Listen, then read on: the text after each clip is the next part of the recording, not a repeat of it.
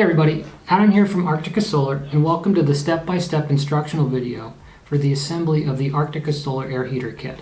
Now whether you've already purchased the kit or you're just considering purchasing the kit, this video contains everything you'll need to understand the step-by-step build process. Now, just in case you're completely unfamiliar with solar air heating, our heater is a pretty simple product. It's a modular product which converts incident sunlight into heated air for supplemental space heating.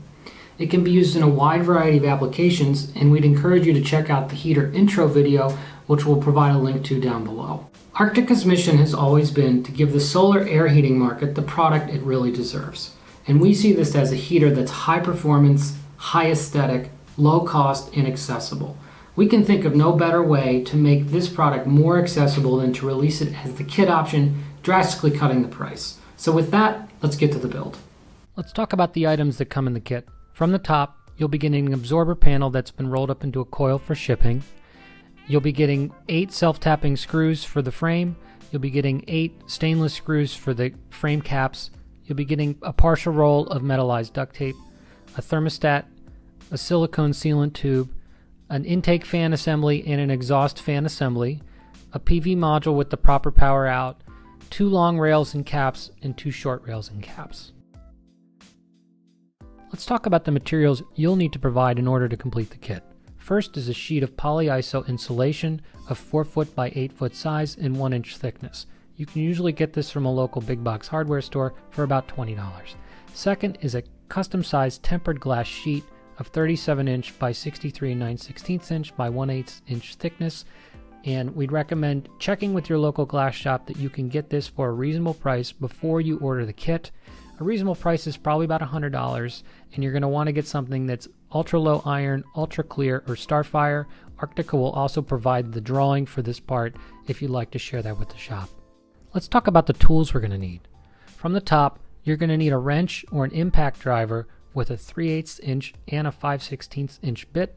You're going to need a small Phillips screwdriver, a roll of paper towels, a caulking gun, a bottle of Windex and isopropyl alcohol, a measuring tape, 4 to 6 12-inch hand clamps, a Sharpie marker, some rubber work gloves, a razor or 1-inch box cutter, a monkey wrench, and a pair of scissors. Let's go ahead and start with the build. So the first step is to take a piece of the polyiso insulation sheet, and we're going to be cutting strips off of this sheet to insulate the side rails of the heater. So we're going to start with 2 64-inch by 3/4 inch strips. All of the strips are going to be 1 inch thick because that's the thickness of the ISO sheet, and these 2 strips are for the side rails of the heater assembly.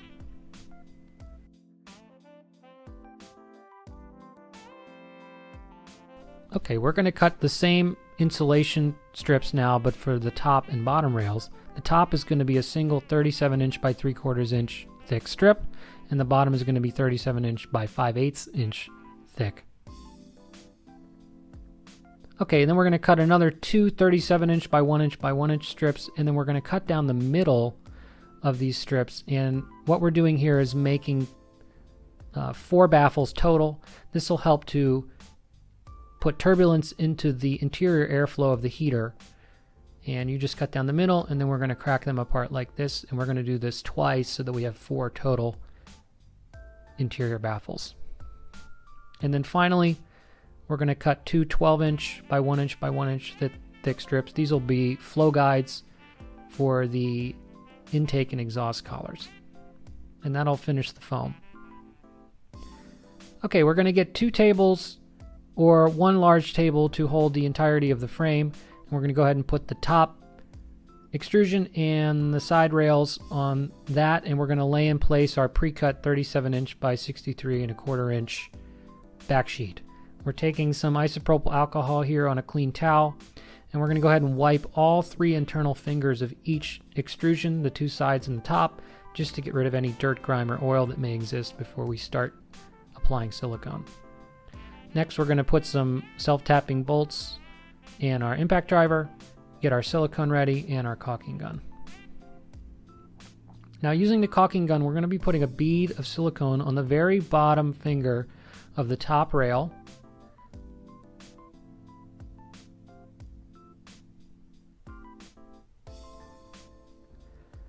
And then we're going to be placing a little bit of silicone on the edge of the top rail on both sides.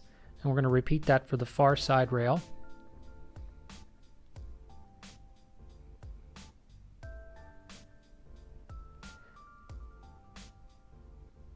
And for the near side rail.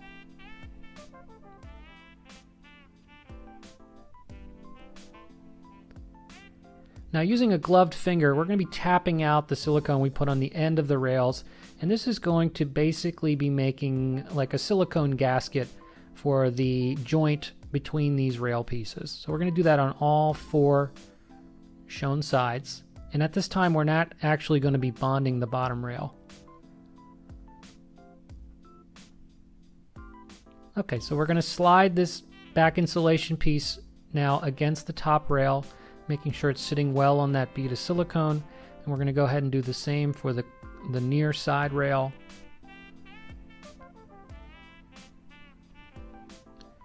And the far side rail.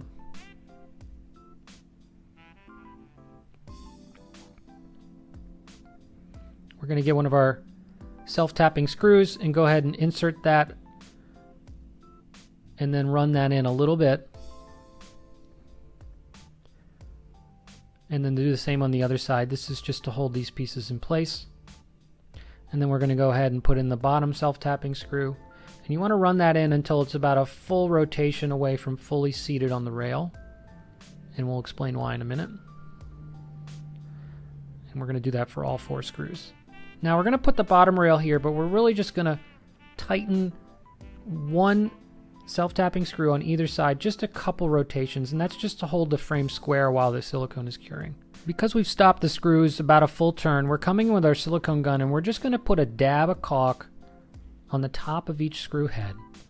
And then when we rotate the bolt to be fully seated, it's going to carry that bead all the way around. It's going to provide a good seal between the screw head and the rail. And we're going to do that on all 4 screws to fully seat here. And then using a gloved finger, we're going to go ahead and smooth that remaining silicone around. Just make sure we have a good seal.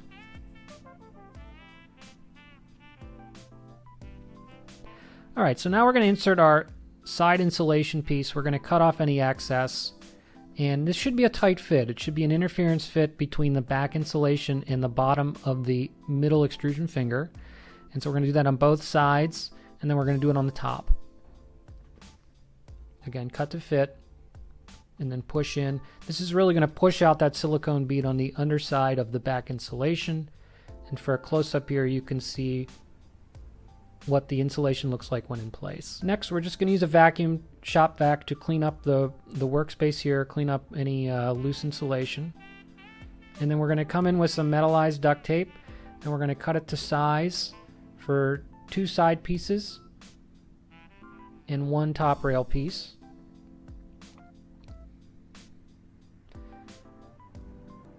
And this tape we're going to overlay on the insulation pieces we just installed. So we place a bit of the tape, one side of the tape onto the middle rail finger, and then we're going to go ahead and smooth that down.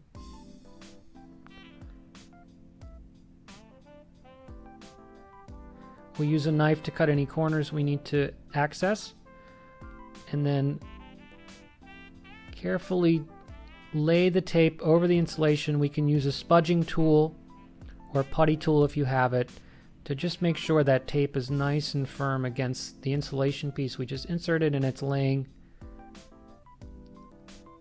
with the bond on the back insulation sheet. So we did that for the top. We're going to go ahead and do that now for the far side.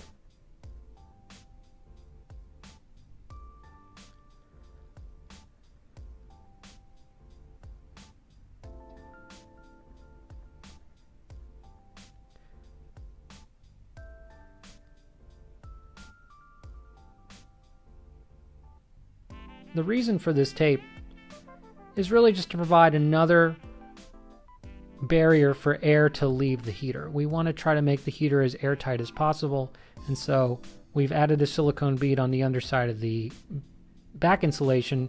This tape is just another way to prevent air loss from the interior of the heater. And then lastly, we'll do the near side. And you'll notice we're not doing anything right now with the bottom rail of the heater assembly. We're going to leave that all for basically the last step of the heater build.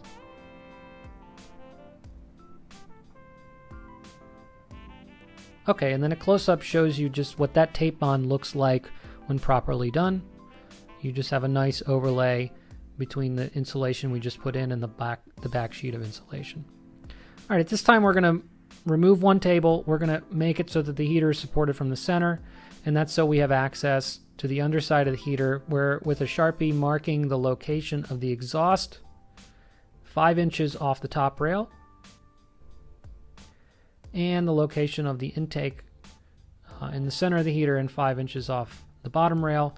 You can then get a knife or a hole saw, the 4-inch hole saw, and we're putting in those exhaust and intake locations and vacuuming up our dust. Now we're going to place our flow baffles in the spots where we'd like to install them.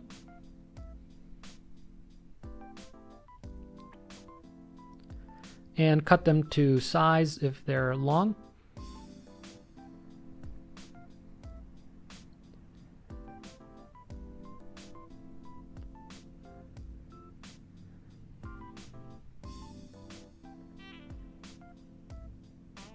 And using our silicone caulk gun as adhesive, we're going to go ahead and put a bead of silicone on the bottom of our first flow baffle. And we're going to put that against the flow barrier there we've placed just below the exhaust. And then we're going to do our second flow baffle. It's important to have the baffles arranged so that the high side of the triangle is pointing towards the exhaust. And we'd like to space them equally throughout the heater. And then the final one here.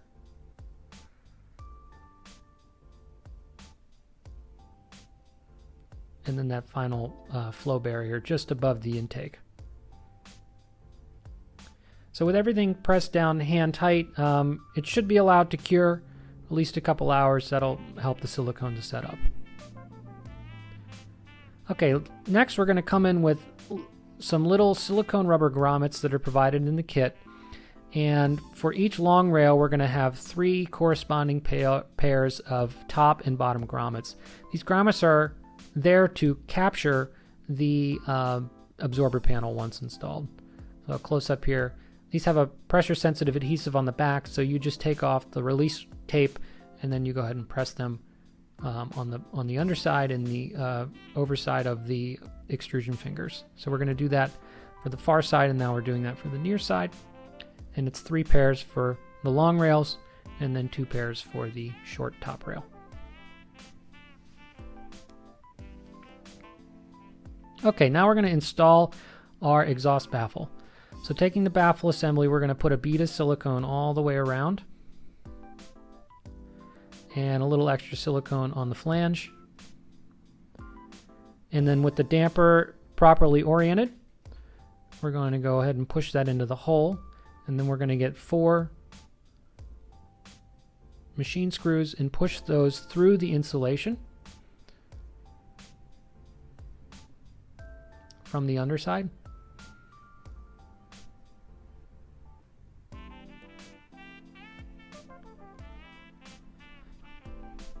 And taking our silicone caulk gun, we're going to run a small bead of silicone around each screw and then drop in our large washer.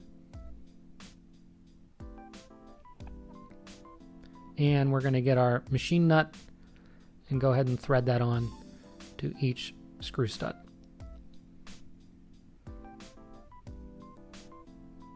Now using our hand wrench, we're just holding that nut in place as we rotate the nut down onto the screw. And we just want a snug fit. You don't want to do it too much because you'll pierce the insulation. Just want something snug. And then we're going to come in with our caulk gun and add a bead of silicone around that joint between the collar and the hole, and smooth it out with a gloved finger. Okay, so we're going to install the thermal switch. We just put a little bit of silicone, again acting as an adhesive, on the bottom of the switch, and we want to locate it as seen here near the exhaust. Now we're going to do the intake collar assembly. which includes the fan and the other wiring needed for the heater. So we're going to add that silicone just as we did the exhaust, and we want to route all the wiring through the hole, and then we're going to reroute the thermostat wire, which is the gray wire, out of the hole. And then we want to push that whole assembly up into the hole, providing plenty of slack there for connection to the bottom rail. Just as we did with the exhaust collar, we're going to come in with the 4 screws from the underside.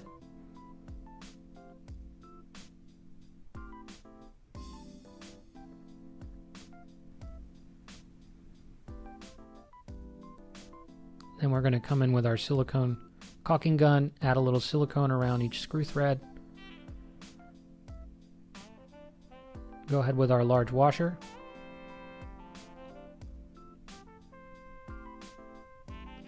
And our machine nut.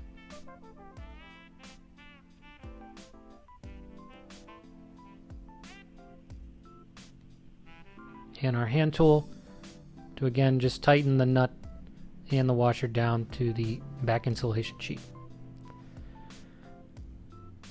And our silicone bead around the interface between the collar and the hole we've placed in the insulation, just to seal off any airflow from escaping through that joint.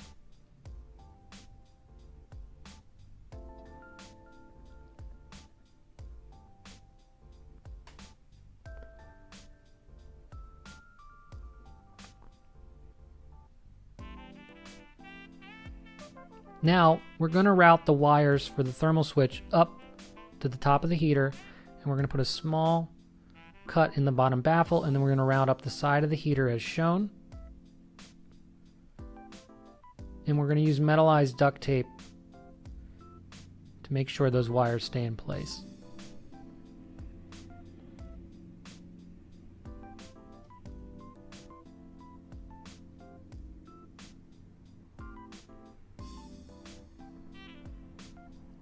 We're going to connect the leads to the thermal switch, and there is no positive and negative, so you just connect them as you see fit, and then we're going to use a little bit more metallized duct tape to hold those wires in place against the back insulation.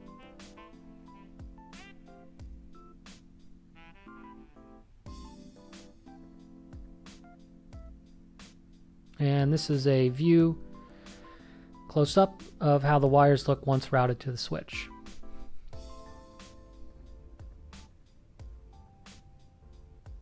Okay, so what we're doing here, we're coming in with a small box knife, and we're just trimming the baffles down to the interior of the heater, and we don't really want the baffles to be any higher than the height of that middle extrusion finger. So we just want to make sure they're trimmed down, not to be so high as to choke off interior airflow when the heater's operating. And so our guidance would be make sure you shave them down gently to be no taller than that middle extrusion finger on the rails.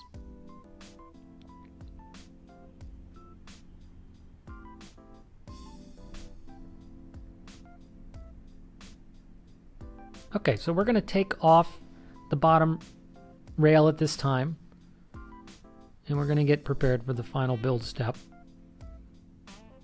and vacuum up any insulation that may have escaped.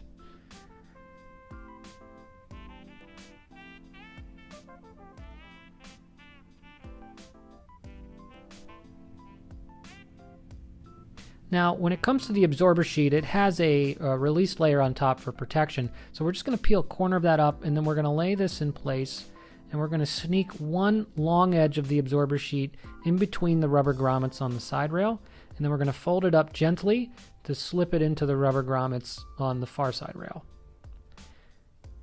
And then either using a suction cup or pushing from the other side, we want to pull that to the full seat against the top rail grommets, just to make sure everything's well in place. And you can see with the close-up, shows how we want to see the absorber sheet sitting within the extrusion.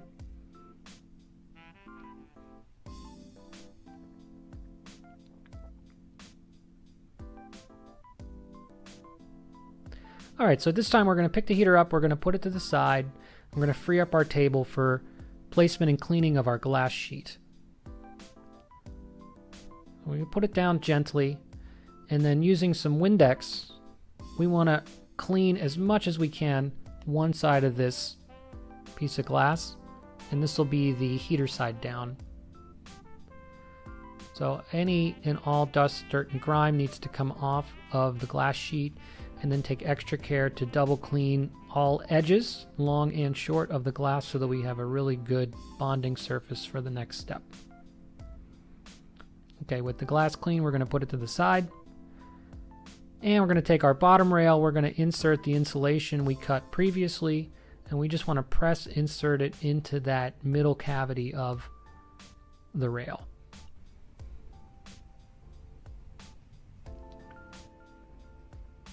Now, moving our second table back into place, we're going to place the heater back down, and we really want to align that second table with the very edge of the bottom of the heater, and we're going to place our bottom rail back into position.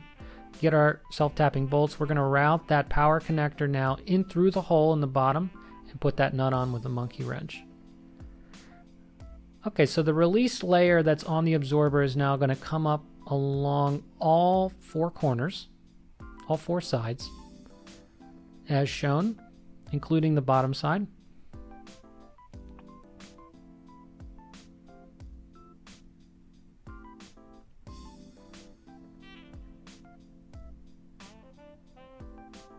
And we're coming in with our silicone gun, and we're going to put a nice generous bead of silicone on the top of the back insulation sheet along the bottom. And then we're going to come in with another generous bead on the very bottom of the bottom rail. Take care with the wires.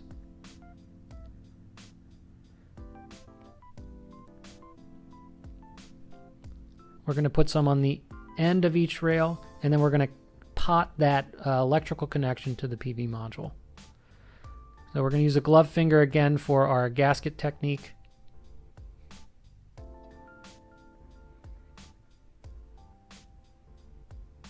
And then slide that bottom rail into position. We're going to use a single threaded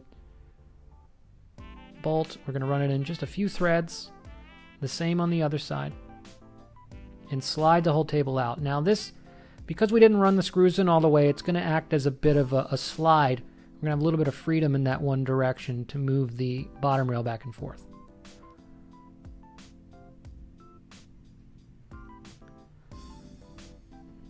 Now we want to lay down a silicone bead, a controlled silicone bead on all four rails, and this is going to be for mounting of the glass.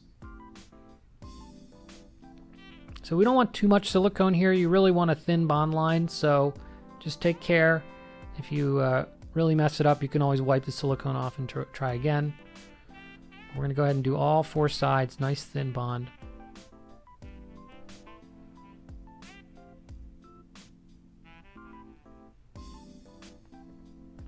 And we're going to go ahead and remove, at this time, the release layer, the protective release from the entire absorber.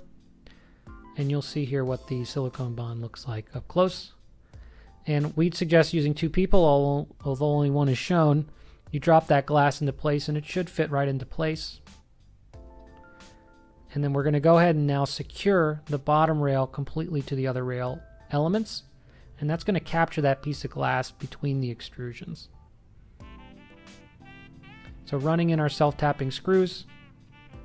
Again, we're leaving about a full turn away from full seat. And then we're coming in with our silicone for our little gasketing of the head trick. And then we're going to run all the way to full engagement. Gloved finger, we're just smoothing out the silicone. Now coming in with our hand clamps, we want to, on each corner of the glass at a minimum, secure the glass down to the frame. And it's, of course, if you have additional hand clamps, feel free to use as many as you like. You're just going to be squeezing that bond line out to as thin as possible, which is really good. You can use your fingers to push out any excessive bond lines or bubbles or anything you may see, and you just want to try to get a nice thin uniform bond line across the entire glass. And this is a close-up. Okay, 24 hours have passed. We're removing our hand clamps, and now that glass is secured to the frame. We're going to go ahead and this time clean the top of the glass with some Windex and a clean towel. in preparation for placing our rails, our rail caps.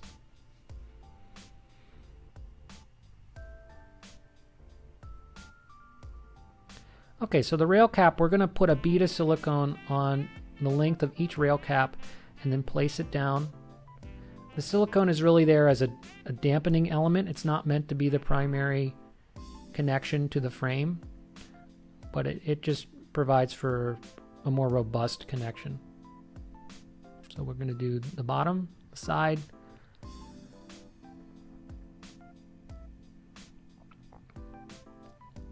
Go ahead and place that other side rail and the top rail.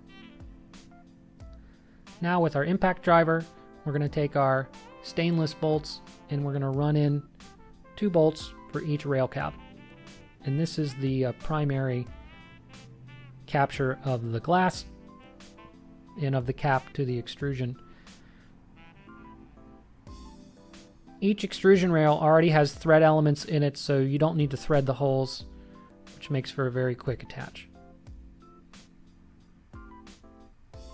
Okay, so we're going to flip the heater over. In the final step here, we want to clean off the edge, back edge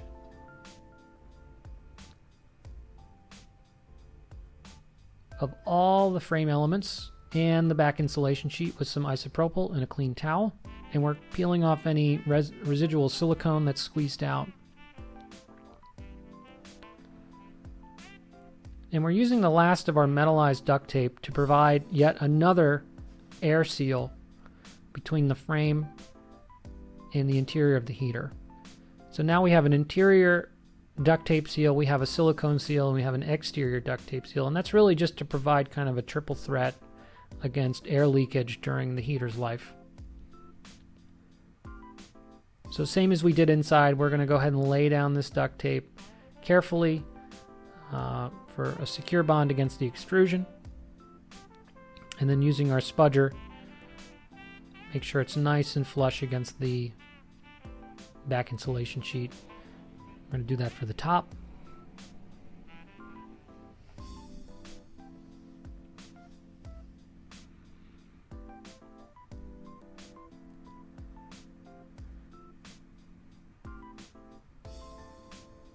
And for the bottom.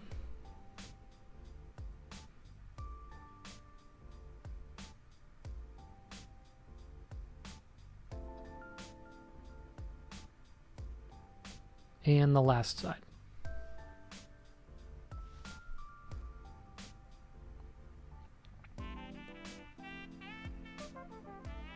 Now let's go ahead and flip the heater back over and take a close look at the finished product.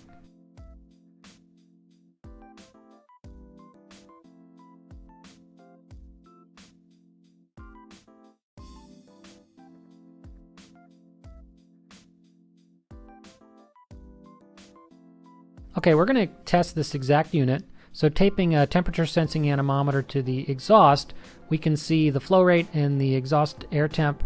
We know from the data for this day that we ran the test, we get about 1,031 watts of incident sunlight, of which we're capturing about 916 watts as solar heat gain. So we're looking at about an 88% efficiency for this box, which is pretty good. Thank you for watching. If you have any questions, feel free to email us at info@arcticasolar.com. If you need any other information, you should be able to find it at our website, www.arcticasolar.com. This includes installation instructions for after you've built your heater, ordering for the kit or the factory assembled unit, additional product specifications, all of which are provided in the links below.